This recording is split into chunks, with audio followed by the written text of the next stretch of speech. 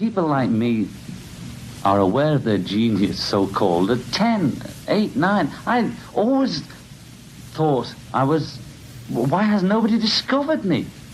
In school, can they see that I'm cleverer than anybody in this school? That the teachers are stupid too?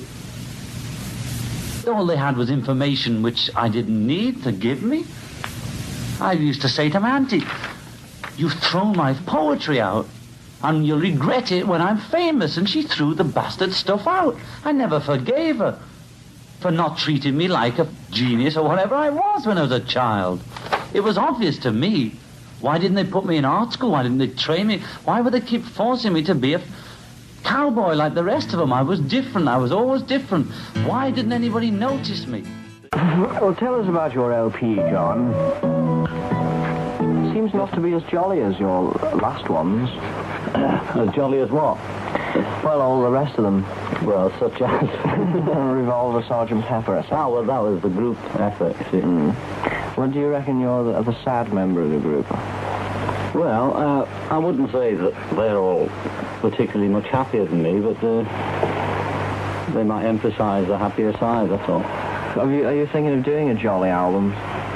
If I feel jolly, you see. I mean, I was sort of going into the things that I wrote about on the album, so they weren't particularly jolly. They were just sort of more just like life, you know. Life isn't jolly, it's a bit of both. The album is a bit of both, you know. Seems to be mostly centred around your childhood. Well, yes, it is.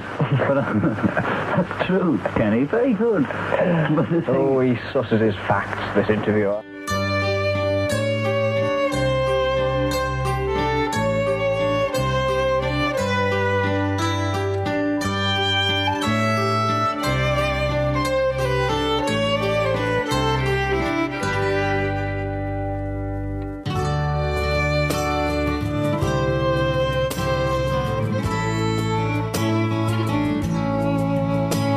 Hello, welcome to episode 32 of Glass Onion on John Lennon. So today is the second part of my talk with Dave Thurmaier about John Lennon in 1970. So, what's in the news? Well, as I sit here, it's Wednesday the 18th of March in the afternoon. In England, we are supposedly 2 to 3 weeks behind Italy and Spain in terms of impact, and other European countries, of course. I would still say, you know, obviously take precautionary measures and all that kind of thing. And, you know, who knows, this might be a good opportunity to make changes in your life, you know, improve your diet, exercise, all that kind of thing. Sometimes all you need is some motivation. And, you know, don't panic, of course.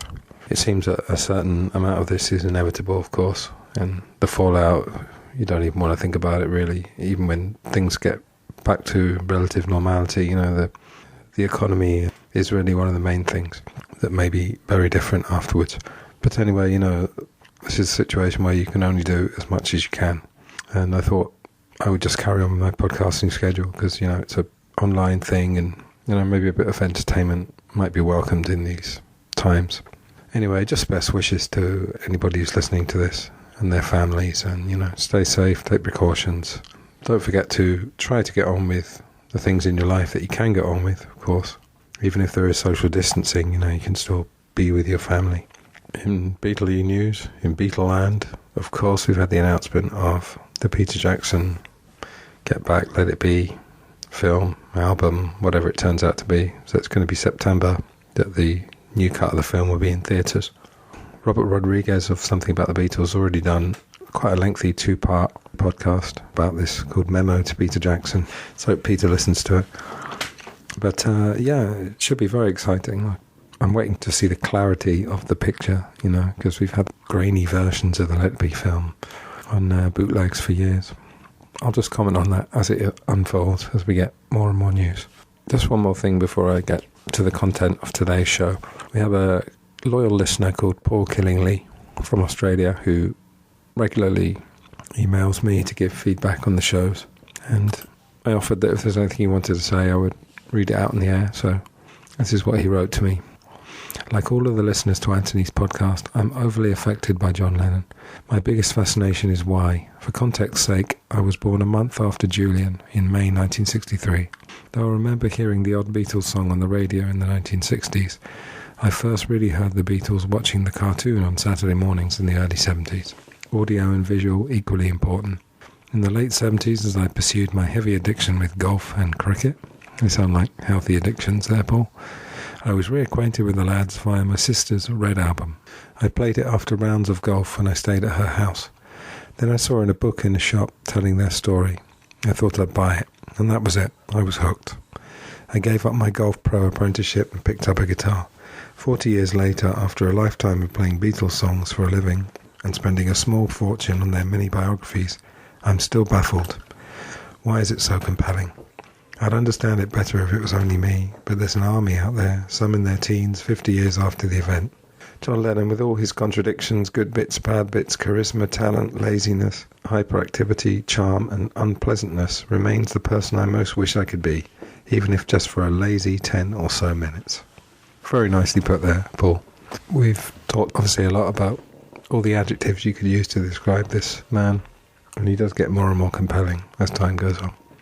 So anyway, on to today's show. So those two clips you heard at the beginning were, again, two sides of John Lennon. One was the angry guy from the Lennon Remembers interview. I wanted to clarify that, actually, because Lennon Remembers is actually the name of the book. But that interview's kind of come to be known as the Lennon Remembers interview. So when Dave and I talk about that, if you're not familiar with that, that's what we're referencing. An interview from December 1970 was, controversial is not even the word. It was John going off, not the whole time, but at certain points, getting pretty angry and smashing the Beatles myth in one foul swoop. Just a couple of things I wanted to say. There was actually a point where Dave and I are discussing the song Isolation from the Plastic Ono Band album, and we say that it's particularly relevant to this particular time. Now, we weren't talking about the coronavirus lockdown situation, because we actually recorded this talk at the end of January. We were just talking about society in general being more isolated. What else? I've added a lot of clips to this. Not music, but audio clips. There's both the Janos, Arthur and Vivian, talking about Primal Therapy and John Yoko's experiences. And then there's some guys talking from the Plastic Ono Band edition of the Classic Albums series, which was a BBC series. Very good. Talking about the song God, and also there's a brief clip of John as well, talking about our leaders being insane. We didn't nail down the dates of the Primal Therapy, but one documentary I listened to briefly about that year said it was April to July. So let's go with that for now. The other clip at the beginning, incidentally, was John with Kenny Everett. Their interviews were always light-hearted, so even with something as heavy as Plastic Ono Band, John was going to play it down to some extent, while still telling the truth. So that's it, Dave and I had a wonderful time, an amazing year, The conversation went in a few directions, but fundamentally in this part, it's Primal Therapy, then the Lennon Remembers interview, and then the Plastic Ono Band album, which will also feature heavy in the next episode, which I'll come to at the end. So I'll let you listen, and I'll be back on the other side with a few words. Enjoy. Okay, should we move on to Primal Therapy? I'm going to let you go first, because I've got a lot to say about this, because psychology is kind of one of my things, and I have actually read the Primal Scream, the book. Oh, yeah. It's well, maybe you should. You should talk about it, because what I know is that it's Arthur Janov was the creator of sort of a psychotherapy thing.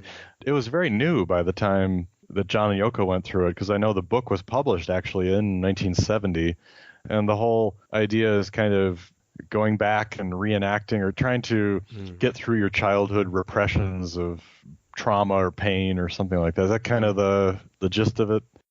I'm going to talk a little bit about what primal therapy is. It's gone into many incarnations over the years, but basically it means that we have needs that we're all born with, and that when those basic needs are not met, we hurt, and when that hurt is big enough, it's imprinted in the system. It changes our whole physiologic system.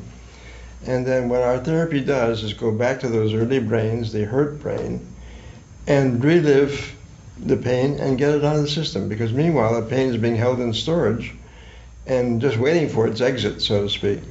So primal therapy was a way of accessing our feeling brain, and down below even the feeling brain into the brainstem, to get to all the hurts that started very early in our lives and bring them up to the to consciousness for connection and integration. What the therapy is about is releasing the tension and the repressed pain of early childhood.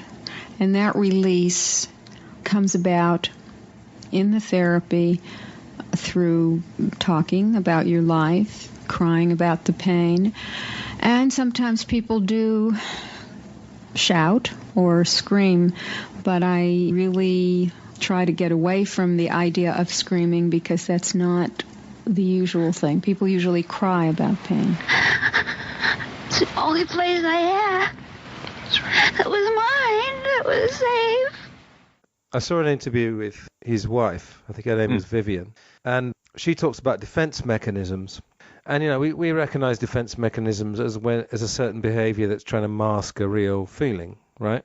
But she was saying that if you really think about it, her argument was that most of our life is defense mechanisms. Yeah. In the sense of, like, she said, oh, your morning cup of coffee could be that, or your morning newspaper, because it's a way of distracting us from deep analysis of ourselves. Now, if you think of our society, the idea of deep analysis is fairly alien to everyday life. Do you know what I mean? Like, if you go into the office, this is probably what I used to be. I was the office weirdo. And start talking about really deep things. Everyone just going to be looking at you and think, yeah, like, I'm a bit wary, yeah. Yeah, I'm going to go get some lunch. All right, bye. Yeah, or when the new person comes and, you know, they introduce everyone in the office. Say, well, he's a bit of a joker. Yeah. They probably go, Anthony's that weirdo who talks about therapy and psychology, yeah. The meaning of life. And, yeah, be a bit careful of him. So, so yeah, it's a good argument, you know, that there are so many, and nowadays, of course, there's so many distractions, you know, with technology. That really you don't ever have to confront, you know, your real neurosis and everything. So they did some of the therapy in Ascot, in Tittenhurst Park, which is obviously such an enormous house. I mean, I've never been in there, but obviously we've seen the inside of it.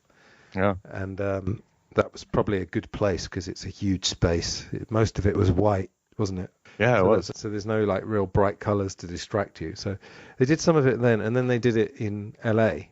And I think it was because, I can't remember if it was the Kyoko thing with Tony Cox, the custody, or the immigration. It was one of those two basically distracted him because he had to then leave America. Right. Janoff did an interview with Mojo magazine, which is a magazine I used to subscribe to. I used to get it too. Yeah, Mojo and Uncut and Q. Yeah, those are great. They're very glossy and all sorts of good stuff in there. Reviews. But then I stopped when I realized they were just recycling the same articles over and over. I know. Another Pink Floyd special. You know? Yeah, they had like a few artists that they absolutely loved, you know? Yeah. But Janov had some great quotes in this interview. So he said basically, because they didn't finish the therapy, he was opened up, but then they didn't have any chance to consolidate it.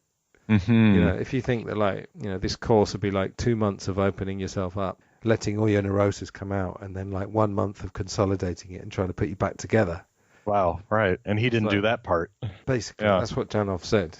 It's a very systematic therapy. It's paced by the patient. The patient decides when he comes and when he leaves and how long he stays. There's no 50-minute hour anymore. And it's just the feelings of the patient determine when he stops. And what we found a way to do is to go back to those times and relive those pains and put them back into connection and integration in the system. When you have all those pains that are held in storage, as it were, it causes tension and anxiety and depression, all that kind of stuff. And so what we found a way to do is go little by little, step by step, down the ladder toward deep feeling and get it out of the system. He kind of got stuck, but he got like something very good artistically out of it, which we'll come to that in a sec. Just a couple of other things that Janov said. He said LSD is the most devastating thing for mental health. That's funny because I feel like in a way, and I think we may have talked about this too, but I think John was always looking for something, some higher power or something to have him make sense of what he was doing or make sense of life. And I feel like LSD for him was that at the time. That was kind of the window opening into his mind. And then this was also that too. Yeah. So he said LSD didn't work. Okay, well, let me move on. Now we'll try India. That didn't work. So now we'll move on. And now we've got Primal Scream. I think maybe what he meant, I just remember a few quotes from it. He probably meant like sustained LSD use. Oh, I see. Okay. Yeah, I mean, he didn't say that, Which but John that's what kind I of did. interpret. Yeah, I mean, we don't know. He said 1,000 trips. It's probably an exaggeration, but as far as I know, because I don't know if you noticed, but John Dunbar, who's in the famous clip at that 14-hour Technicolor Dream. Yes. I mean, what a book John Dunbar could write about doing acid with John Lennon. What insights he would have had. Oh, wow. But I imagine like doing it every 6 months and you're in nature or something like that. I can imagine it would be quite nice. Have you heard of this thing called ayahuasca? You must have heard of that. No. It's well, some people call it a drug, but advocates call it a plant medicine, and you can do it in Peru. DMT is another one. Yeah. Joe Rogan talks about that a lot. Yeah, exactly. Now, ayahuasca's this thing, and you basically drink this medicine, and it tastes so horrible that like you often gag.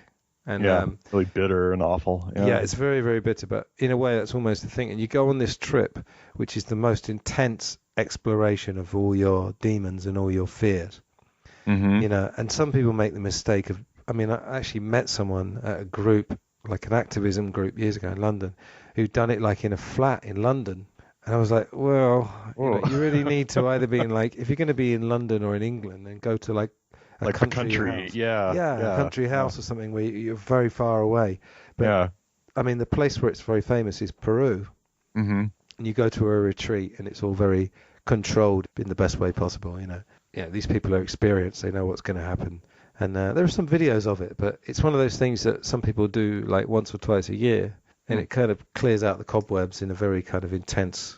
clears out the cobwebs is downplaying it a bit, but it's a very, very intense consolidation, if you like. But so I think, sustained LSD use to the point where you haven't even come down from the last one that you're doing the next one. Then nothing is real. Nothing is real, I think that was it, actually. Oh, yeah, this is a good quote. Janov also said, John Lennon had tremendous insights. He could see inside people in a way that I've rarely seen, which is quite interesting. Well, I could see that. Me too. That makes a lot of sense. I mean, like you said, I think probably he was seen for doing this at the time as maybe like it was a fad thing, or here's a celebrity doing something like this. But then, as you were saying, the proof is really in the recording and in the music he made, and it clearly made a big impact on him, and the interviews that came out of it as well. We're getting there in a second. I know. Amazing. Yeah. What I think primal therapy is doing is different, is that instead of pushing back feelings with tranquilizers and drugs, we let the feelings up. It seems to me the most logical thing to do. So that instead of tranquilizing feelings, we're liberating them. And that's a big difference. Through that release, people come to feeling very cleansed, very free, very knowledgeable about what really happened to them when they were children. In primal therapy, people actually relive the scenes, the painful scenes of their life, and have the emotions, the feelings expressed that they really didn't express when they were children.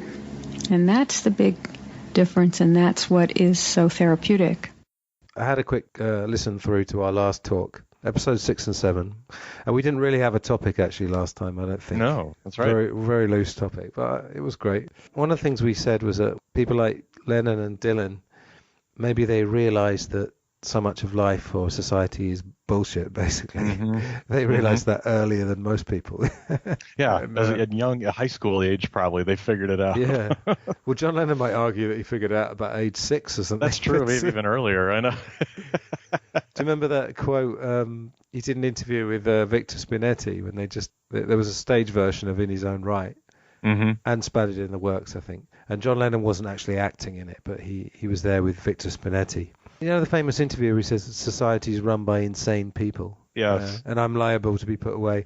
And he said, that's what I sussed out when I was 10 and 14. And I think our society is run by insane people for insane objectives. And I think that's what I sussed when I was 16 and 12 way down the line. But I expressed it differently all through my life. It's the same thing I'm expressing all the time, but now I can put it into that sentence that I think we're being run by maniacs for maniacal ends, when I read Tune In, I was quite interested to see that two of the books John Lennon really liked were 1984 and Brave New World. Yeah, which is very interesting. Very interesting, exactly. Yeah, now I wonder what he would think of our current situation in the world. Well, that would be amazing. Some of that stuff has come true, or is... Yeah, I mean, a lot of people would say society's kind of a mixture of those two. Yeah, exactly. For people who don't know these books, I mean, very, very briefly, 1984 is about controlling the population through cameras, a bit like the one I've got on my computer here. The one you've got. That's looking at us right now. Yeah. And putting video screens everywhere to distract people. Yeah. Where's that? Yeah, where's that happening? Yeah. Yeah, go to any railway station or metro. Yeah. And then the idea of Brave New World, which is Aldous Huxley, which was actually 20 or so years earlier, is about distracting the masses with mindless entertainment. Where could I don't know what they're talking about. These books just haven't come in. There's nothing prophetic in there at all. Bloody conspiracy theorists. Yeah, conspiracy theories, right? Yeah. But no, seriously. So the fact that he was into those books is... Yeah. And he may well have read those at an early age. I mean, there was a guy at my school who was very much a John Lennon type. I didn't think of it at the time. And he seemed to be reading stuff that none of us had ever heard of. Yeah, adult, I don't mean porno, but adult. Yeah, no. Adult material. Yeah, more. Books for adults, For older, readers. Well, he probably was reading porn. If you read porn magazines. But, Playboy, John had an interview in Playboy. Yeah. Why do they do interviews in Playboy? Yeah, I don't know. I've never actually read an edition of Playboy, but where does the text go in addition to the pictures? That's a good question. In relation to the pictures, yeah. I don't know. If anyone could enlighten us, listeners, yes, email the normal address. Yeah. So when was the Primal Scream therapy? What months did he, or do you know when? I was trying to find out. Because I'm thinking if it was after Paul's announcement, Paul quits the Beatles, or I'm quitting, if it was right after that. All I've got is 1970. Okay. I mean, I guess it was finished before the album came out. Yeah. The album came out December. So. All right, let's move on to Lennon Remembers. So I'm going to let you take this one, Dave. Yeah, this was fascinating. I remember getting this book when I was just getting into the Beatles and kind of learning about, to see, there's a whole book in long interview with John Lennon. This is really interesting. Then you start reading it, and like everything with Lennon, it's very addictive. His speaking, the way he interviews, I think, is fascinating, and what he lets on. At the time, I just thought, wow, he's really doesn't like Paul. He doesn't like the Beatles. He's kind of negative about a lot of things, and he's very arrogant, too, I found. And then, of course, years later, I realized, okay, Jan Wenner was the interviewer who was very young, and Rolling Stone had just come out a couple of years prior and started. Yeah. Then you hear the tapes, and you kind of hear the dialogue. But I realize now why John was all those things I thought when I first read it. The timing of it, everything was very raw.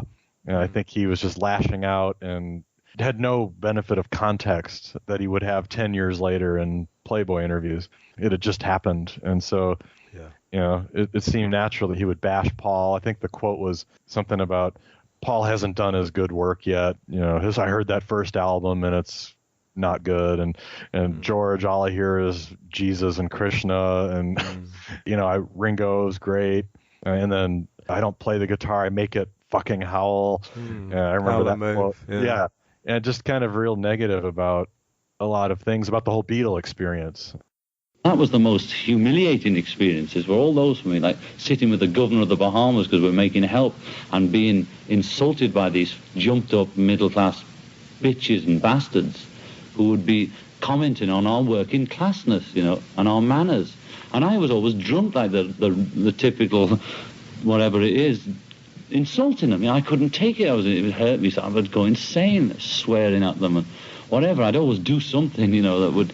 I couldn't take it. It was awful, And all that business was awful, One has to completely humiliate oneself to be what the Beatles were. And that's what I resent, I mean, I did it, but I didn't foresee that, it just happened bit by bit, and you gradually, till this complete craziness is surrounding you, and you're doing exactly what you don't want to do with people you can't stand, the people that you hated when you were 10, because we were famous, we were supposed to have people, sort of epileptics and, whatever they are, in our dressing room all the time, And it's just, you wanted to be alone, and you don't know what to say, because they're usually saying, I got your record, or they can't speak or something, and they just want to touch, and it's always their mother or their nurse, like they push them at you like you're Christ or something, or as if there's some aura about you which will rub off on them. It was just dreadful, you'd open up every night, instead of seeing kids there, you just see a row full of cripples on the front, It was just like that. When we were running through, the people would be lining. It seemed like just surrounded by cripples and blind people all the time. And when we'd go through corridors, they'd be all touching us. It got like that. It got horrifying. But now I see why he was that way. But it also teaches you, like you've said with John, that you can't take everything he says seriously without scrutinizing it, because he's very emotional and no filter, and I think sometimes you need the context. Yeah, he said, I think it was to Hunter Davis, he said, this seems almost like an exaggeration on Hunter Davis's part. Something like, don't believe anything I say, I just make stuff up. Yeah. I'm not sure about that. I think the quote was to George Martin was, I was off me head. Right, because he bashes George Martin, too, in there quite a bit. Yeah, but doesn't it just feel like if you just bring up someone's name, he's just going to... Fucking Martin, let's hear some of his music, something like that. He'd be nothing if it weren't for us. Yeah. Let's hear some of his fucking albums. I know, yeah. Anybody would get that reaction. Yeah. The thing we didn't mention with primal therapy, as you said, it's a psychotherapy. The idea is that you get in a state where you relive a childhood experience. He definitely sounds a bit like a child, like a hurt child, Yeah, that's I didn't think of it that way. That's true. Yeah. But I think it was Richard Buskin who said, I can't remember which way around it was, but the text doesn't sound as bad as the audio, or the audio doesn't sound as bad as the text. Can you remember which way around?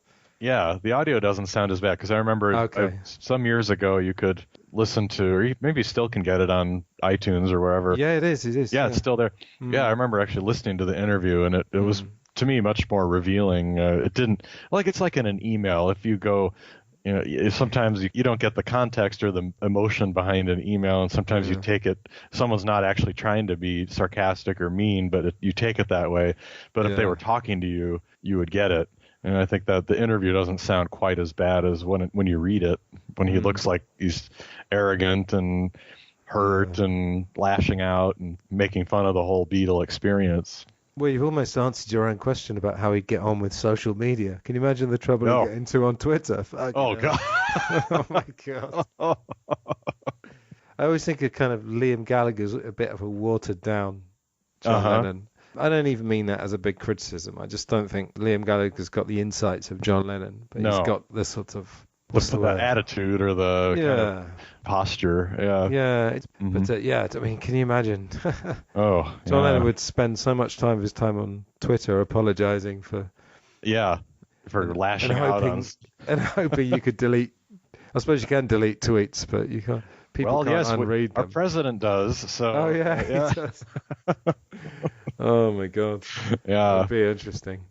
What was the first thing when you started reading it, or when you thinking about how the interview went, or your takeaway from reading it? Well, actually, when the anthology came out, I remember watching it with my girlfriend at the time, and she didn't really know much about the Beatles. She liked them. And by the end of the anthology, she was like, God, John Lennon always seems pissed off, he's really moany.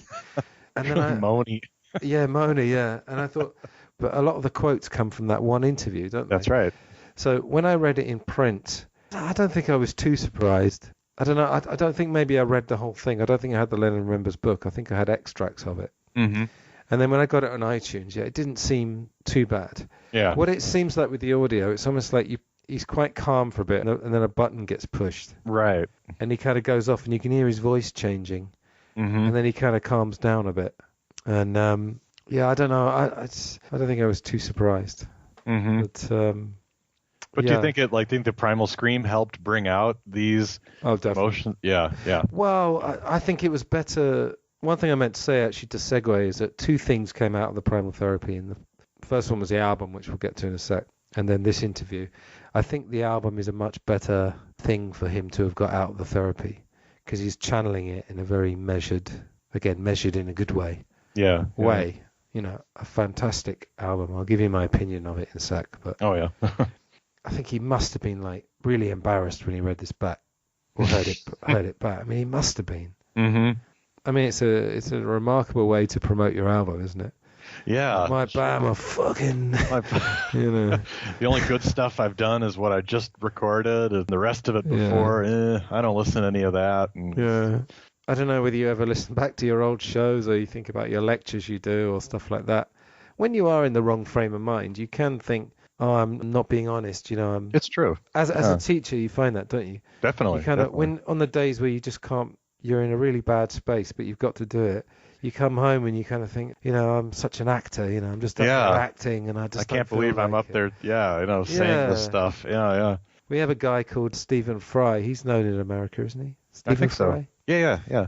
Is there a show called Bones? Is that American? I think that was a very popular cable special. Yeah, he's someone that we call him a national treasure. Do you have that expression in the States? No. Someone that, you know, the nation takes them to their heart and they're kind of considered, the whole nation loves them, you know, that kind of thing. Yeah. He's bipolar.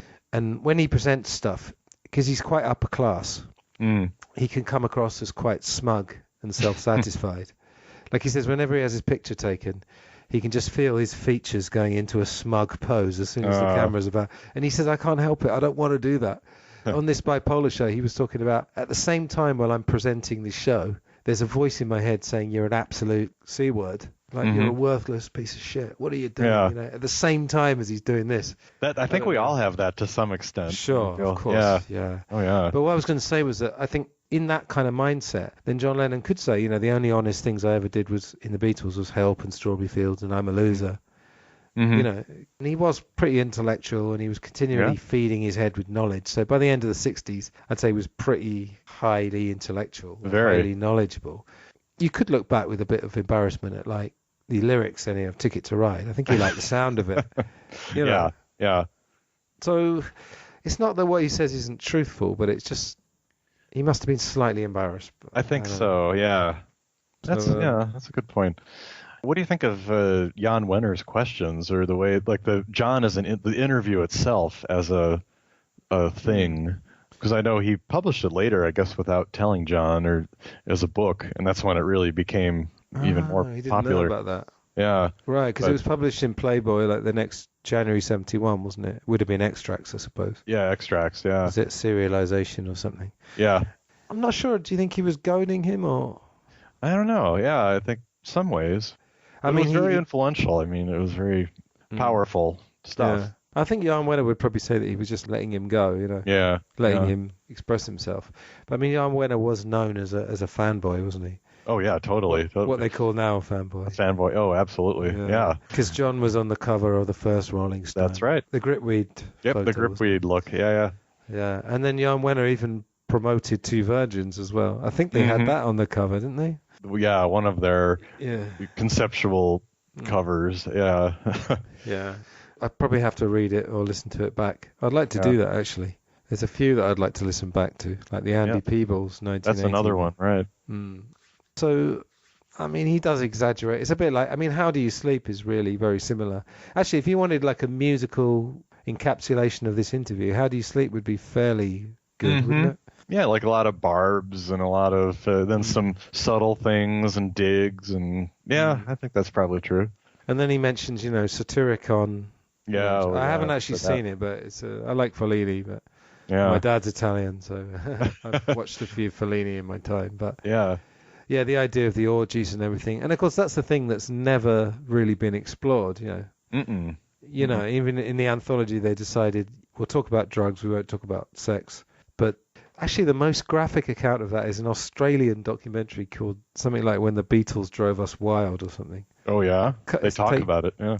Yeah. Well, John Lennon had a thing with a woman called Jenny Key, I think her name was, who was another Oriental. Oh, you can't say Oriental anymore, can you? Asian. What can you say? Asian, yeah. Yeah, but that's one word to encapsulate the half of the whole population of the world. Right. I'm going to say Oriental, and if you're offended, I'm sorry. But she was actually 16, and she appears at the time. She appears in this interview. I think she was a fashion writer, became a fashion writer. But that's about the only time it's ever been broached, really. It's been hinted at. Have you read the Michael Brown book, Love Me Do? No, that's one that's always discussed as kind of it was an early book, right? And it was 64. very good. Yeah, it's always seen as one of the really good ones. He was a reporter, or he was a journalist or something. Yeah. I think he was involved within his own right as well, actually. I think he was a publisher of In His Own Right, I think. And of course, the quote there, he said, "A true book he wrote, which we are, which was bastards." You know, you have to be a bastard to make it. And again, there probably is some truth in that. You know, you have to be a little bit more ruthless. You know, they talk about these people at the top of corporations. And you don't get to be president or prime minister or something, being kind and friendly all the way up. And very rarely does that happen. Yeah, a few nice guys slip through, but they're probably a bit more ruthless than we think. That's right. Yeah. What else was left out of her Davies book? I don't know. I can't remember it. Love Me Do was a better book by Michael Brown on the Beatles. Right. That was a true book. You know, he wrote How We Were, which was bastards. You can't be anything else in a situation of such pressurised.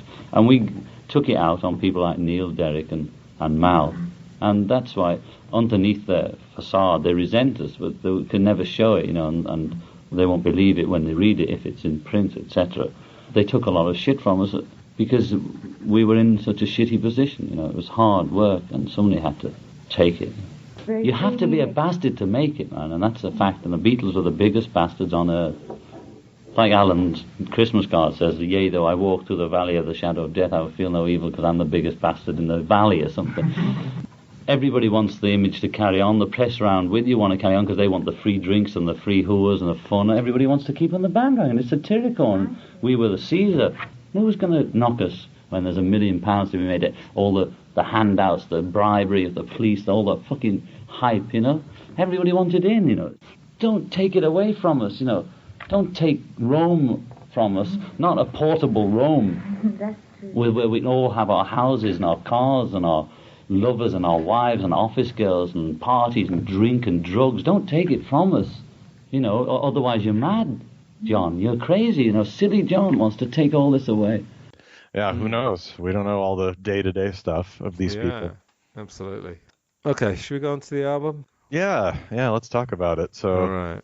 Well, this is the album that everybody rates as, one of the most important and significant, influential, every adjective in rock history. I don't know. Does it live up to that? Is that how you see it, or? Absolutely. I can't see it any other way, really. I listened to this one and Imagine, not exactly back to back. And Imagine is good, but there's 2 or 3 on Imagine that I'm not totally mad on. I pretty much like everything on here, and it's so powerful. Like, you need some distance, because when I was getting into the Beatles, I just saturated myself, and I probably continued saturating myself.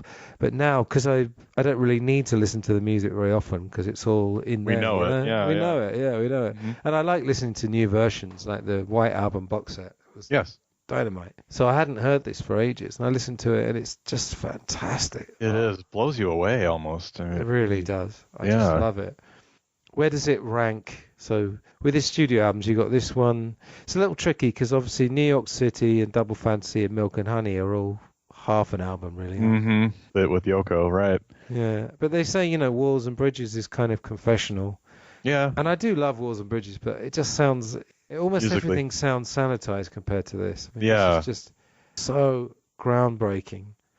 Well, and so much of it is, like you say, that with the forces on this album, you only have Ringo and Klaus Voormann, and then Billy Preston plays a little bit. So Phil Spector plays piano Phil Spector on Love, yeah. But that's it. It's a trio, more or less, just a power trio of John and Klaus and Ringo, and that gives you that raw sound. And if John is making the guitar fucking howl, you don't get a lot of sweet guitar, although you do. It's John, the contradictions again. You've got him screaming his head off on Well, Well, Well, and then you've got the most beautiful melody in Love, or Hold On, just so beautiful, and beautiful guitar playing. You know, you got all sides of John here. It's not all just raw and mean and that. I mean, there's a beautifulness to John as well. Are you aware of the series Classic Albums? That was a BBC series. Yes. I was just checking on YouTube. The one about Plastic Ono Band isn't up there anymore. There's a few snippets. But I would say to the listeners, try and seek that out, because there's something about those series. They really help you appreciate the albums, because you've generally got people, often the original producer at the mixing desk. Yeah.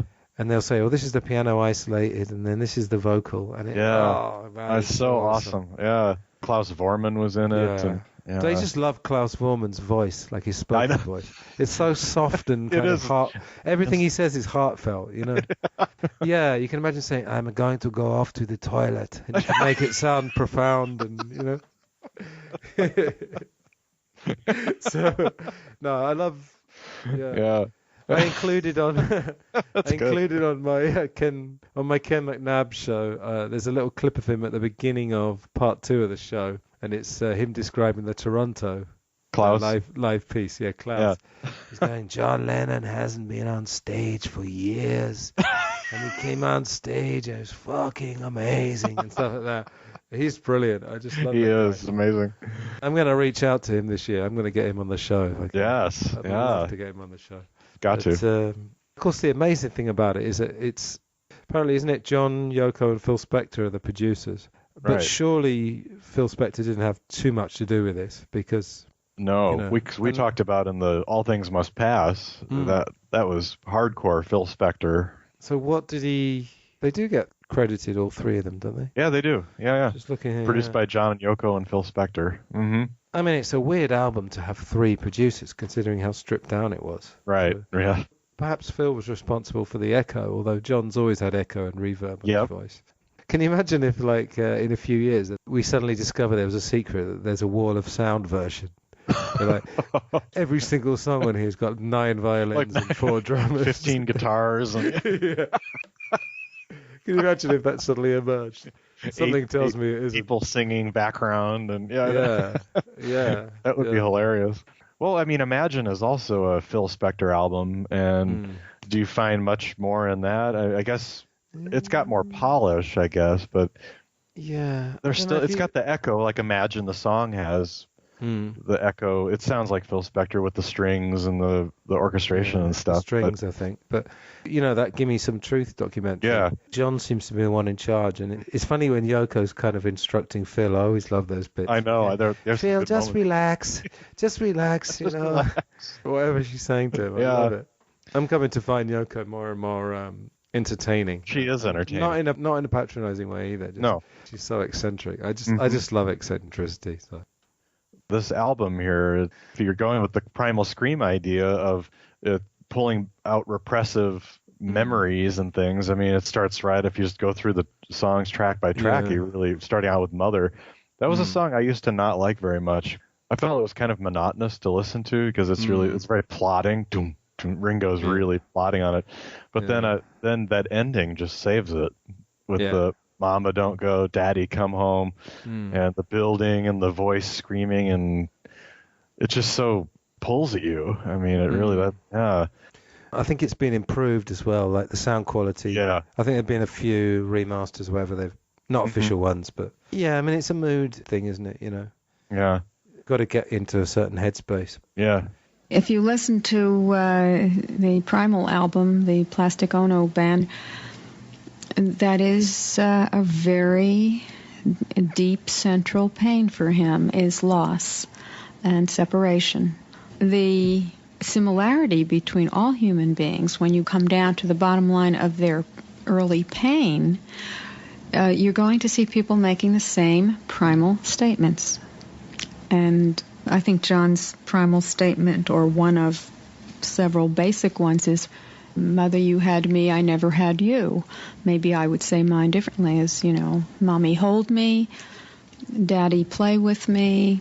Listen to me." These are the most simple ideas, but the most important and the most basic. I was going to say he does a lot with not much, you know. It's like 3 chords and that piano. I mean, they obviously treated that piano quite a bit. Yes. But there's obviously something about the way he plays it. It's achingly simple, you know. I like John's piano playing. He plays it a very different way than Paul. Because it's just on this album, he plays on Mother, he plays on Isolation, Remember. Yeah. And I guess that's it. Of course, Imagine, you'd hear it for the rest of his life. But it's a certain different style, like a simple, like a earnestness to it. And obviously unstructured. Yes. Do we going track by track, or what should we do? Yeah, whatever you want. How about a brief comment on each one? Okay, sure. Yeah. So yeah, Mother, yeah, as you said. I mean, the other thing to notice about this, I guess you're looking at the track list. Yeah, I'm looking at it right now. Mm-hmm. Yeah, so many songs that just have like a one-word title or a two-word title. Yes. So, you know, you've got one word title: Mother, Isolation, Remember, Love, God. And if you think about it, I'm going to say all those 5 things are such a huge part of everyone's life, you know. Mm-hmm. We all have a mother. We all feel isolated, especially now. Yeah. We all have a memory. Hopefully, we all get a bit of love in our lives. Yeah. Or we can sing about not having any. And then right. God, whether you're religious or not, God's certainly all around us. Yeah, you can't help but think about. Well, I was going to say an atheist would say he's all around the media. Yeah, right. Not necessarily all around. No. When I said all around us, I didn't mean necessarily literally. But, you know. Yeah. And that doesn't feel like calculated. I don't think he calculated that at all. No. Oh, I'm going to write songs that are about things that... Because then he could have done one called, you know, Father or Brother, Sister. Work. Yeah. Work, yeah. That would be a catchy one. Yeah, work, play. Work, play. Music. Right. Yeah, music. Yeah. So go on, hold on, number 2. Yeah, hold on. Yeah, so this is another one of you get the moral at the end, or the big point at the end. So you're talking about hold on, John. So he's talking about himself, then hold on, Yoko, then hold on, world. It all kind of leads to that, and it's a plea. Beautiful guitar playing, beautiful singing, and I wish somebody would ask Ringo in an interview about what it was like to play on this album. I'm sure somebody has, but I think it's so understated and perfect on here. It's some of Ringo's best playing, I think. Just what it needs, you know. I think he was on the classic album. He did, yes, he was on there. I forgot, yeah. I'm going to try and find that again. See what he said. I can't remember exactly what he said, but he said, we were playing as a trio, and he didn't really have to think about the meanings of the songs because they were so obvious. Right. You know. Right. One thing that's very interesting about these sessions, if you listen to any outtakes, it's all very light-hearted. Yeah, it is. It doesn't sound like what you think. Yeah, and that was clearly his way of dealing with it. Because if you're too intense in between takes, maybe you won't have enough intensity left for the take itself. So in a way, it makes perfect sense. It's kind of like, I love like director commentaries on DVDs and stuff. Often you'll find with very intense films, they'll say that. You know, like films of very, very intense topics. In between takes, they're messing around. Yeah, it's a way of relieving the tension, But hold on, it's so lovely. I love it, the fact that he's singing to himself as well. Yeah, I know. John, as if it's like third person. Hold on, John. Yeah. Yeah, that's lovely. And like you said, just very simple guitar playing, but very effective. Yeah. And then we got I Found Out. I mean, this is very clear, obviously. You know, this is about what we're saying about the bullshit in society. Yeah. Great drumming on this one. It's not necessarily what he's doing, but it's the sound and... Right. It's the way the drums are mic'd or mixed or something. Yeah. What do you think's on that guitar there? I don't know. You've heard that other version, the kind of the bootleg. Well, it was on the John Lennon anthology, but the like sounds so like the gain is just on 10, and it's so like blowing out the speaker almost the way it sounds really raw. I don't know what he was playing. I know he was playing as Epiphone, but I don't know how it was treated with the amps. It's very and stuff. funky. A lot of good quotable lines. I found out from Jesus to Paul. And, Paul gets it all everywhere, doesn't he? Yeah. So it's a pretty devastating kind of song in a lot of ways. Yeah. All right, Working Class Hero. Go on. Yeah, that's been kind of his iconic song, or it's become one. It's been used for recordings and books and all sorts of things, and now I know he thought of himself that way, even though he really wasn't in some ways. But it's become like a persona, and again trying to look past the bullshit here with as soon as you're born, they make you feel small. And Yeah. so I don't know if it's totally autobiographical, but it's still powerful in the acoustic nature of it. That's it. That's all that's on there. But you're aware of the Bob Dylan song Masters of War? Oh, yeah. I mean, yeah, I don't really have a problem with the fact that he kind of took the guitar from that. Yeah, that's true. But then he That's made it kinda his like own. I mean, it doesn't really matter, you know. I mean, No. I never knew for years that Happy Christmas War is Over is the melody's almost a total rip-off of Stew Ball, isn't it? That's right. That's right. But, you know, if the finished product doesn't sound like it, then it doesn't, doesn't hugely matter. You got to worry about the lawyers, obviously. But. Exactly. Yeah, I feel like there's something still to be explored about this song because it's just such an autobiographical album. Mm-hmm. Perhaps because he came from a predominantly working class city. Right. Have you actually been to Liverpool? Or Yes, not? I have. Oh, you have? Mm-hmm. And you've been to Wilton, I take Yes. it? Mm-hmm. Yeah, I mean, were you struck by how sort of quaint it is? It's not like the Dingle where Ringo Yeah. was. Toxtiff. Yeah, no, it's pretty, very kind of lush and sort of like nice, well-maintained homes. And Yeah. Sorry, one other thing. Have you seen Looking for Lennon, that fairly recent film? No, not yet, no. Oh, should definitely put that on the list. Yeah, I've got every my time Dave talks to me, he ends up with 50 no more other reference points to I have no more blank space on my paper here. to interrupt his busy life. Yeah. No, it was a fairly recent film. It's kind of got everyone from his early life that you can imagine. Mm-hmm. So it's got all the quarrymen who are still alive, and it's actually got some people from art college. It's even got the life model that Oh yeah. Jude said to me, "You can't call her a nude model. It's not. It's a Okay. life model. Okay. She was in it as well. But no, they had these amazing aerial camera shots of Wilton. Oh, it's brilliant. And Beautiful. The camera's right over Wilton. It's a beautiful place. Yeah, my favourite line, I think, is they hate you if you're clever and they despise a fool. Yes. Pretty cool. And I think that does describe him. We also could be that at school they don't like the two extremes. Yeah, that's true. Yeah. Have you ever taught in a high school or No, not? only done college. No, I haven't either because my job has been like teaching English to foreigners. Mm-hmm. And I have taught kids before, and that was quite challenging. Yeah. But I can imagine like a teacher in a high school, the extreme kids, like the extremely clever or the extremely...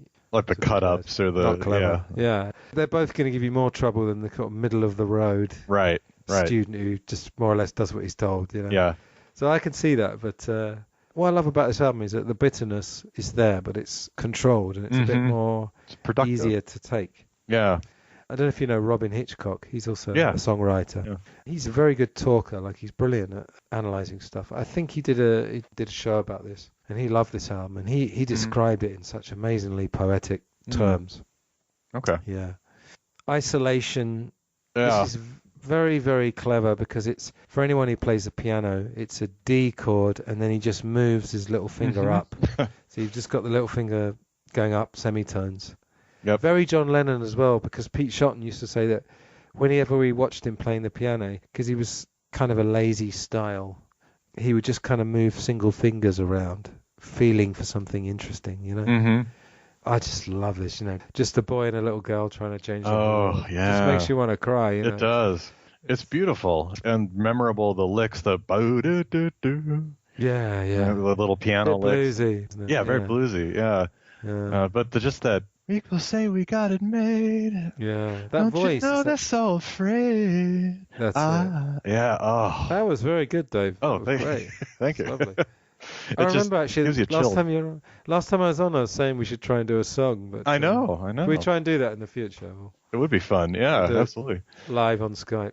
Yeah. Oh, yeah. We'd say, hello, Skype. Yeah. Woo. Thanks for coming. Yeah. But yeah, so beautiful. So beautiful song. And then just the fact that he's saying a boy and a little girl. And, yeah. Trying to change the whole wide world. Yeah. So remember another piano tune. I have a colleague here, she's a staff member, but she's English. One day she came in and said, remember the 5th of November, because it was the 5th of November. And I said, that's in a John Lennon song too. And she's like, oh, show me this. And then she explained all about Guy Fawkes and the whole story. So what do you like? To me, it's always that blow up, the explosion at the end that kind of, yeah. What do you think of that? I think that was a bit of a misstep, actually. Yeah. I mean, who am I to tell John Lennon? But, I don't know. I think his explanation was he was trying to sort of downplay it or something. It got too heavy and it Just trying to throw the listener off with some levity. Yeah. Yeah. Do you celebrate Guy Fawkes? I know it's nothing to do with America. Not here. No, right. I was just wondering because some of these things become universal. Right. They seem to celebrate Christmas everywhere now. Yeah. Yeah, it's interesting. Of course, in those days you would have had side 1 and side 2. Mm-hmm. Nowadays, generally, of course, you listen to a CD. Well, nowadays people probably skip tracks, but that's true. I kind of make myself listen to albums all the way through because I want to retain that spirit. So it's interesting having 2 piano songs together, but obviously quite different. Right. But you can hear it's the same person playing it because it's got those little bluesy bits. Yeah. Yeah. Which one's got the middle A? Don't you worry. That's Remember. Yeah. Is that Remember? Yeah. I love that's that beautiful too. And that piano Klaus and the Klaus. Yeah. Great bass player. Yeah. Yeah. And the piano on that. Yeah. When I just love that piano where it just goes did. That really influenced my style because my style's quite like John Lennon's. I'm fairly primitive and I don't get a lot of time to practice. But I managed to slip a bit of my piano onto my album. Yeah. Or some of my albums, even though my producer was a much better piano player. I actually felt, sometimes in a way you need it. Sometimes if you get someone who's too accomplished, it loses wouldn't the work. spirit. Yeah. What you're trying to get. That sort of it's so simple, but it's just brilliantly effective. Yeah. It's kind of like back in the USSR, isn't it? Yeah. Most of that is just like Right. It's so driving. That's another one. Yeah. Do you like that ending? Well, it's powerful because it happens, and then the way it segues into love, which then it's there's nothing happening, whereas because love fades in, so it kind of works in a way. Like you say, it kind of jars you, and then you don't expect love to come in with this fade in, this beautiful piano playing. Oh. Yeah, I don't know. I mean, it's just so beautiful. It's gorgeous. Yeah. I said my opinion of this is it hasn't changed, but listening to it the other night because I hadn't heard it for ages. Yeah. I listened to it at like 11:30 at night, and it was just like, I know. Fantastic. The whole album, I mean. But this is one of the standouts, I think. The original version I had was on a thing called the John Lennon Collection. Yes, I had that record. That was like right after he died. It was kind of a greatest hits. That's right. Yeah. That was actually the first thing I ever owned of John Lennon's. I owned Beatles, but not John Lennon. Mm-hmm. And I think on that version, you don't hear the piano for ages. It's almost like silence. I think there's other versions where the piano is a bit more audible. Yeah. And I mean, I don't really have a preference one over the other. No. I think perhaps on that John Lennon Collection, perhaps they waited a bit too long to bring the piano up. But yeah, I mean, just this raw voice. And I think, we have to attribute a lot of it to this Primal Therapy, surely. Plus John Lennon, Yeah. But and this is where I know Phil Spector's playing piano, but I hear more Spector on this in the sound of this one. It seems very like you're performing it in a cathedral or something. It has kind of a very big feel, even though it's a small force. And just this trick of using simplicity is so difficult, Yeah. I mean, you're a musician, right? And I'm a musician. Yeah. It's very, very difficult to do simple things and make them effective. I know. Love is real is love. When he says love is asking to be loved. Yeah. That's so holy. God. Asking someone to love you, Yeah. I've got tears in my eyes now. I know. But then those tears go right away with well, don't they? Yeah. That's why it's a journey, I find with a lot of albums, I don't buy the idea that the track listing is the only track listing you could have. Mm-hmm. I don't really buy that with a lot of albums. I think if they'd switched them around and had it all those years, you'd have got used to it, You do. And I'm not saying with this one it's a perfect track listing, but something like that, it brings you out of it because you're probably a bit too emotional after love. Yeah. Then you get back into this rock and you can kind of, yes, come on, yeah, and with the dum dum dum dum dum dum dum dum, Ringo and Klaus kind of thumping away, and this one it's a hard one to listen to. I mean, it's because of the screaming and the chaos of it. But the lyrics, do they make any sense to you? But I took my loved one out to dinner Yeah. No. What was it? I took my loved one to a big field. Was that? I like that. She looks so beautiful I could eat her. Yeah. I quite like that. Yeah. Yeah. What do you think this is about, actually? So I've seen it interpreted as an anti-war song, or there's something about a soldier, or something about. Yeah. We sat and talked to Revolution. Yeah, we sat and talked to Revolution just like two liberals in the sun. We talked to women's liberation, how the hell we could get things done. Oh, yeah. And then the earlier verse about, I took my loved one to the big field, watched the English sky. We were both feeling nervous, feeling guilty, and neither one of us knew just why. I don't know. There's an edge to it. There's something. Yeah, I'd forgotten these lyrics, actually. They're actually like better than I think. Yeah. I'm going to take back what we said. Let's not. Pretty good, actually. How the hell we could get things done. Yeah. And feeling guilty. Yeah. I used to work with activists, and I went through a stage of like real activism. And you do almost feel guilty, like, because you realize that almost everything you do is helping to prop up a system. Like, we're paying our taxes and we're supporting war. It's not our fault, but it just is that way. You can feel guilty. Yeah. When you've got that conscience, you can feel guilty about it. Or I'm being an activist for the poorest people while I'm going out to eat with friends and. Exactly. Yeah. I mean, I went to India last year, and that was on my mind the whole time. Yeah. Oh, sure. Because I thought I'm not going to pretend that I'm like, I can help every Indian I see. No. Because you can't. Yeah, and I mean, I was taking photos and stuff, but I wasn't taking photos of locals as if they're exhibits. But you got that constant thing, like I was the rich asshole, trying not to be, Yeah, exactly, exactly. Very tricky. Yeah, these are great, aren't they? Yeah. Just like two liberals in the sun. I love that. Great images. Yeah, powerful song, and then it reprises at the end with the screaming and the. Yeah, it's a kind of a nod back to Revolution 9, isn't it? Right. Yeah. Such a great scream. I think I did a show when we were talking about that. Oh, in the Revolution 9 show, I was talking about screaming. Because I was saying it's a different scream to Twist and Shout, because that's more of just a generic kind of rock. Well, no, a great vocal, but screaming it to get people dancing kind of thing. Yeah. It's not really a scream of pain. No, this is a scream of pain. Yeah. Pain and frustration and all sorts. All right. Yeah. Look at me. Yeah, another one it's sort of a throwback. I think it was written earlier. I think it was written during the White Album time. So it's got that sound to it. Got that feel. Got definitely guitar playing with. It's an extension of Julia, really, isn't it? Yeah, it is. It is. I mean, as you said, that Travis picking that Donovan taught him in India. The Julia guitar playing. Absolutely. But also, powerful opening, like very opening himself up. Who am I supposed to be? What am I supposed to do? Look at me. Oh, my love. Yeah. If I was going to be critical, I'd say maybe it's perhaps a bit on the nose. Mm-hmm. I would say the album's very simple and natural, but it's not on the nose. And on the nose is generally a criticism, isn't it? Yeah, I think so. Like too much, too in your face, kind of. Yeah. Yeah, not subtle enough. Right. And I suppose just nitpicking, because I love this whole album. Mm-hmm. It's who am I supposed to be? What am I supposed to do?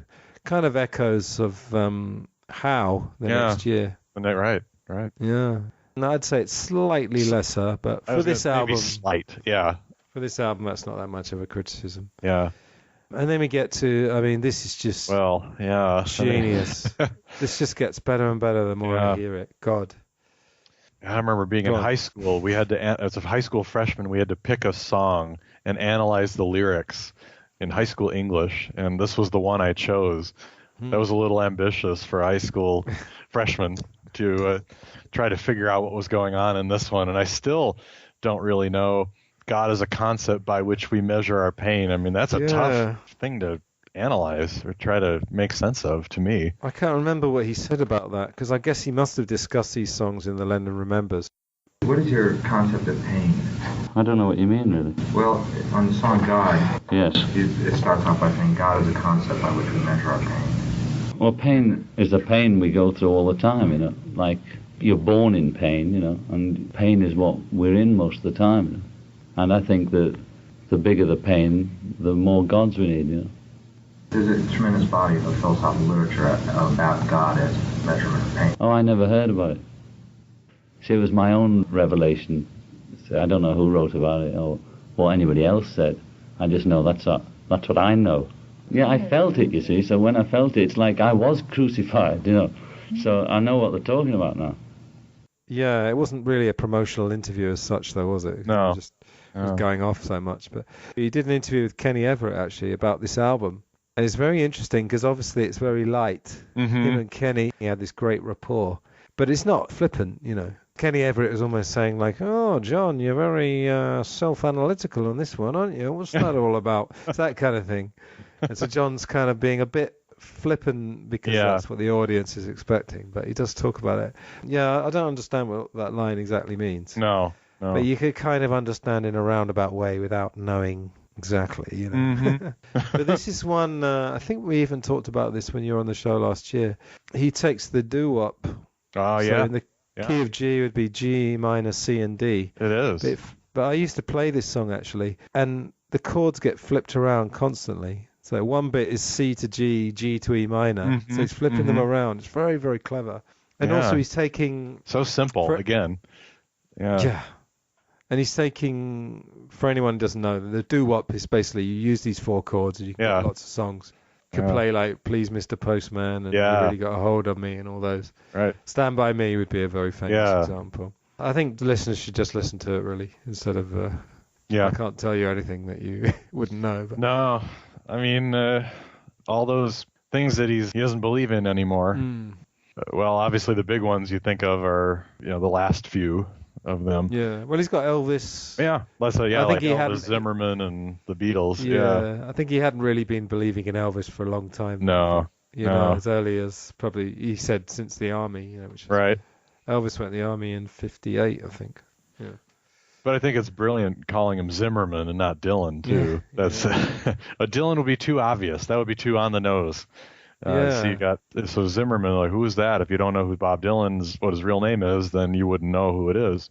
Yeah, but, I think it's probably a bit of an artistic choice as well. Because it rolls off the tongue, kind of thing. Don't believe in Dylan is that wouldn't work. Zimmerman. Yeah. It's a good name for a song.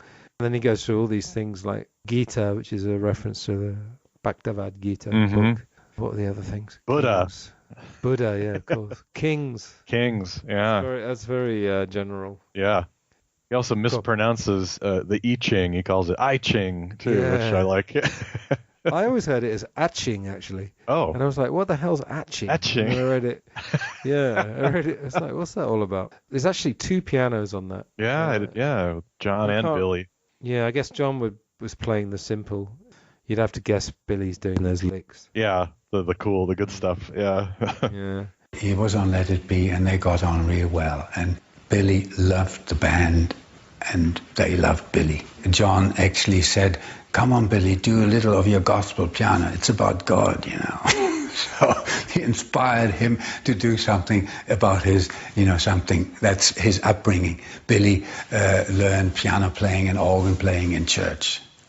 And that's, he really believed in God, and that's the way he plays on the song. It's beautiful. It's interesting just hearing the 2 sounds of the pianos, actually. I mean, one is a normal classical piano, a Steinway piano, which Billy Preston played. And then we've got the honky-tonk piano, which is a simpler playing, just a rhythm piano, which is what John played. Both Steinway pianos, but just a totally different sound.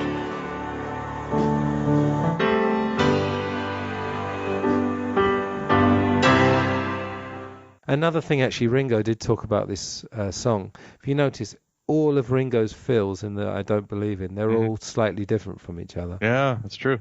This is great Ringo playing. Yeah. Oh, brilliant. Yeah. I should just set up the drums here just to give you... Just interesting just hearing these...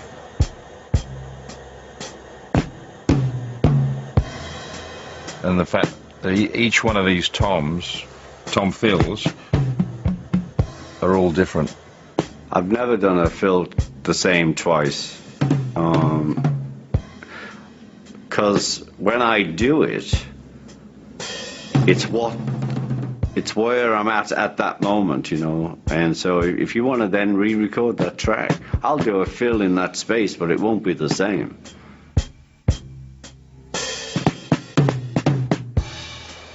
My way of drumming, I can keep time. But when the fill, which I always feel is my art, it has to do with the surrounding atmosphere at that moment. He said, I made sure there was never the same one. I mean, he did that kind of thing on like Ticket to Ride and Day in the Life. Day in the as Life, well. definitely. This is actually very Day in the Life, isn't it? Giving him a space to do these fills, and he never quite does the same one twice. No. Brilliant. Then the end part, you suddenly get that kind of a child suddenly. Just believe in me. Yeah. Well, it has to be a cappella too, which is the fact that there's nothing under it. It's just John. Chills. I mean, And in fact, the chords on that bit is going back to the beginning of the song. Right. The piano is the same: G, F sharp, E minor. Yeah. I just believe in me. We're back to the beginning. Yeah. And then all that stuff. I was the dream weaver, but now I'm reborn. I was the walrus, now I'm John. I'm getting chills. I know. It's partly because I've only got a t-shirt on. It's also the song. It's amazing. And the dream is over. Yeah. What can I say? The dream is over yesterday. Yesterday. Well, right. That would come back the next year with How Do You Sleep? The only thing you'd done was yesterday.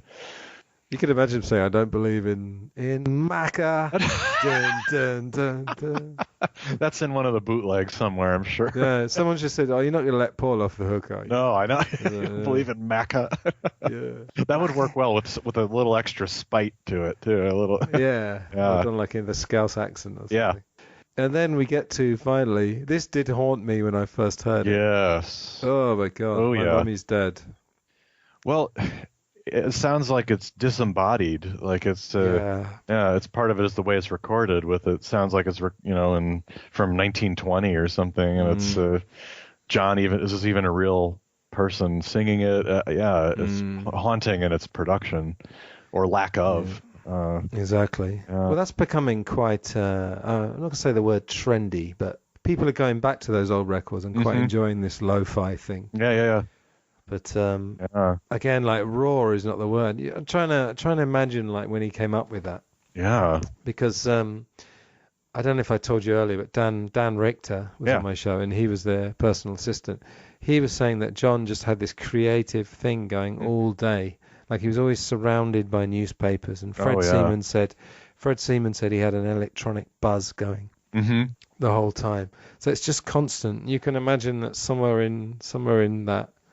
He got to My Mummy's Dead. You can't imagine him like scheduling a writing session with himself. No, hardly. No. This would have to have come out spontaneously. But, and then you've got this Three Blind Mice thing, which we talked about it's earlier. So simple, which was we mentioned earlier, right? What can you say? Wow. Haunting, disembodied, as you said. That's a very good word. Yeah, it's just very. I don't know. It's an interesting way to end the album too, because God, maybe he thought it was, I don't know, because the dream is over. That's such a good way to end. But then to go on with this little tag, it's sort of like Her Majesty after. I was just going to say. Yeah. But in a totally different spirit. But.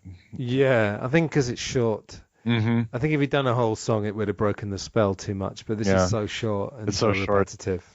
And it really bookends the album with Mother. Yeah. That's probably it, I think. Probably why. All right. We're not going to talk about these now, but on the reissue, there's Power to the People, which I've grown to like more and more. It's got these sort of gospel-y... Because, again, they've done something to it. I think they've increased the echo on it on further releases. And then there's a song called Do the Oz. Yes. I actually prefer God Save Us is a really good song. That was done around the end of 71. There was God Save Us, and then God Save Oz, and then Do the Oz. Yes, Do the Oz. Yeah.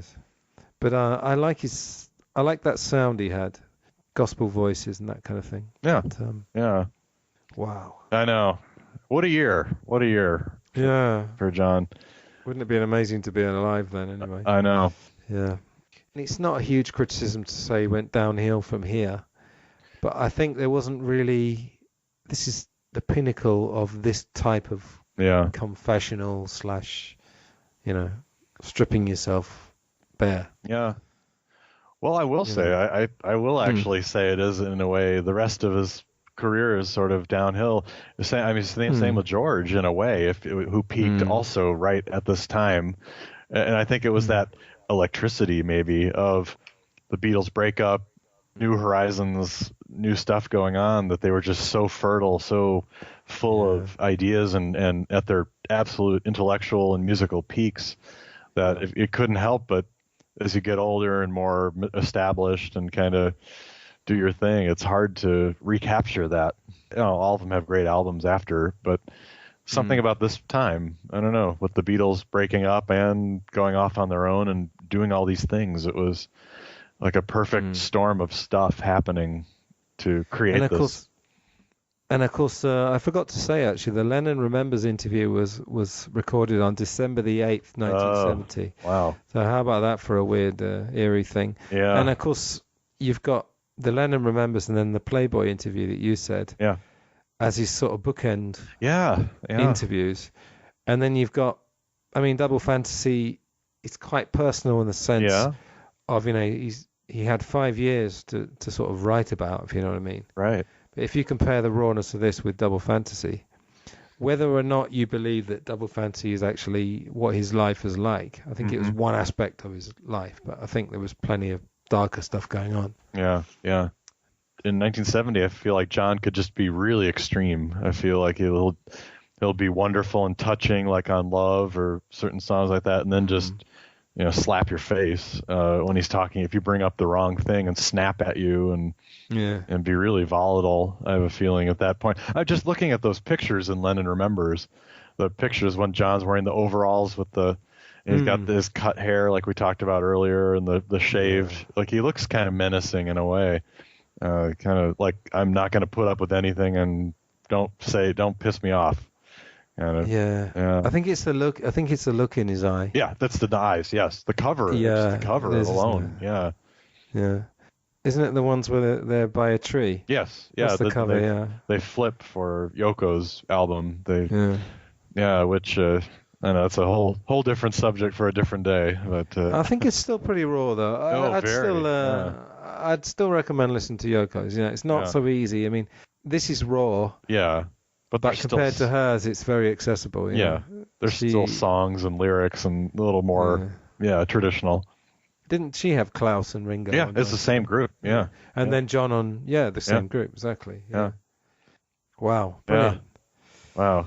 Yeah, it's been great. You got to go back to work. I've got to go back to bed. And that sounds good. You've given me a ton of stuff to look up. Yeah. And this afternoon, I think I'm going to dig out my guitar and maybe try to work my way through. I don't think I've ever learned how to play Hold On or Look at Me, and I may actually try to work on those and get my Donovan chops back up here. And I think if you learn that Travis picking, I mean, it's it all works. When I learned it really opens up new horizons. Yeah, like it did for John. Because it's got the alternating bass as well, so it feels very complete. Yeah. Right. Last time you were on, I'll direct listeners back to that episode 6 and 7 of my show. You talked about the origins of your podcast, but can you just very quickly tell us about your podcast? What kind of angle it takes, and then give us the links. Yes. So my partner Chris and I have been doing I've Got a Beatles podcast for about 7 years now, I guess. So the main thing we do is a lot of musical analysis and discussion of the music itself, and also we pick lots of different topics ranging from anniversary albums to run through, or hypothetical things. What would the Beatles, if they kept touring, what would they have played in concert, things like that.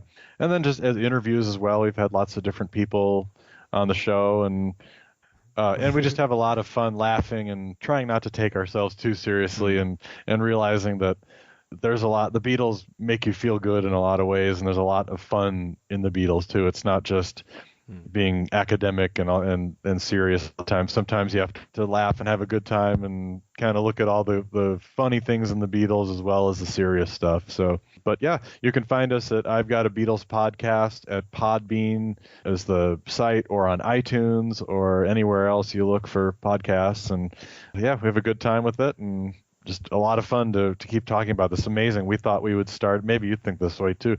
Yeah. We thought, are we really going to be able to have enough to say for, can we stretch this out maybe 10 episodes? And, here we are with 150 coming up, so it's kind of crazy. Wow. Have you got any favorite episodes that you can remember? You don't have to remember the number if you don't. Yeah, I don't remember numbers. I don't know. I feel like they get better.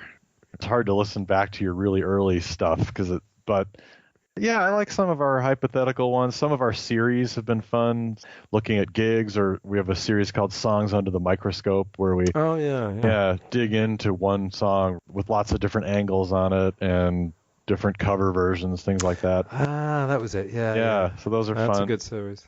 The one you're doing at the moment is like Beatles gigs, and you did Star Club. Mm-hmm. You did Hamburg 66. Or we Germany did 66. a Germany 66. We did Paul McCartney in 79. We want to look at Concert for Bangladesh maybe, or John Lennon's one-to-one concerts, and kind of the ones that still need a release. It would be nice someday to get the New York City gigs.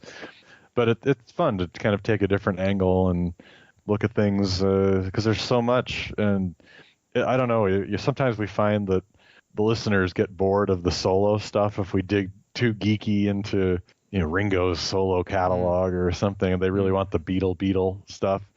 But it's all part of the same family, and you get context from looking at all sides, I think.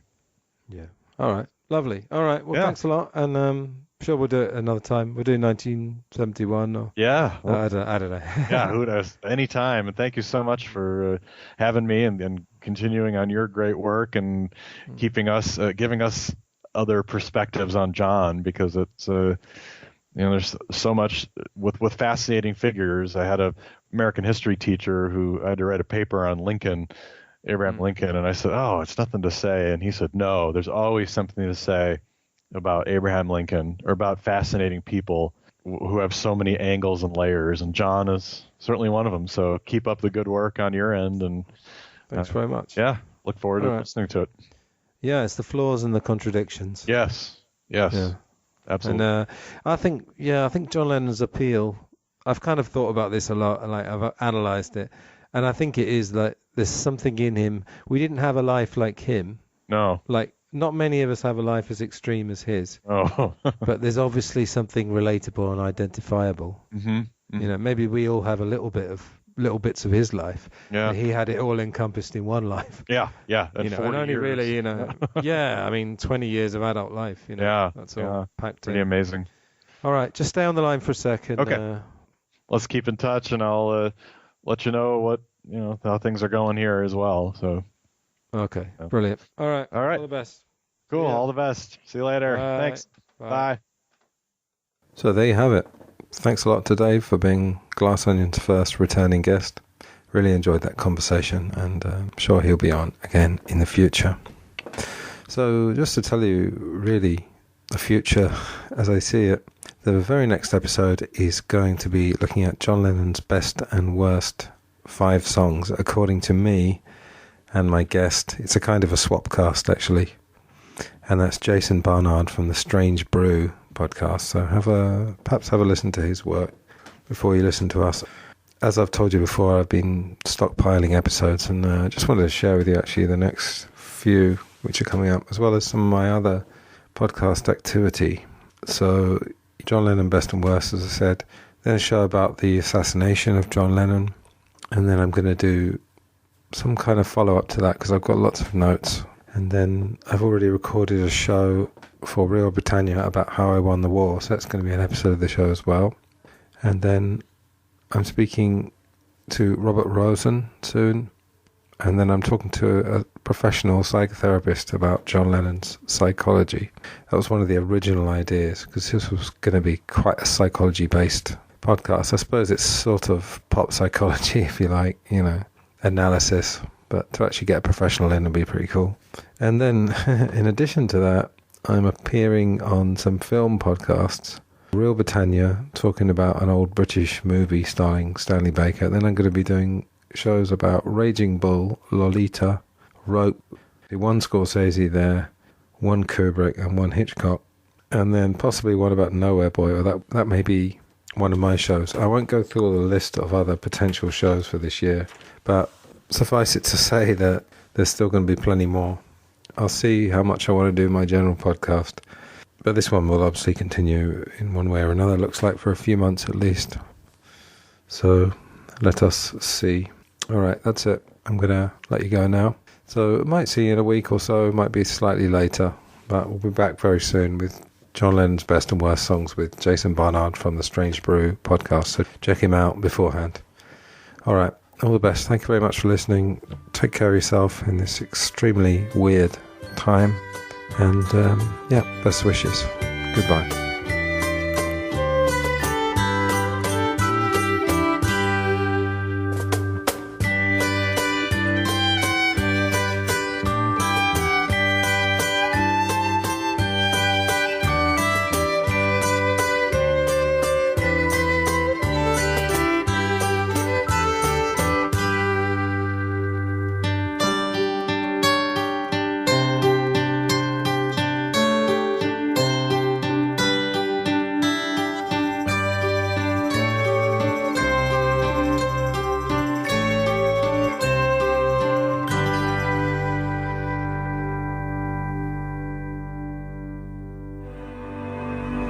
The dream's over, like, it's over, you know, and we gotta, well, I have, anyway, personally, gotta get down to so-called reality. You know?